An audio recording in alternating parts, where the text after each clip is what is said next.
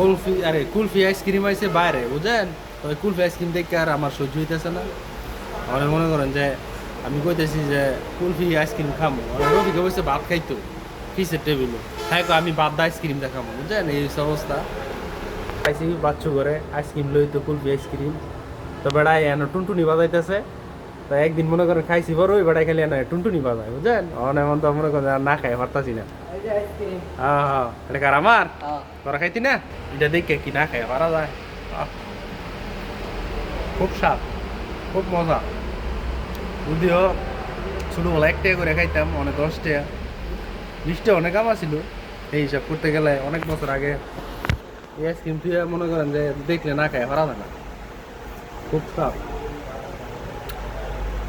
ভালোই লাগে।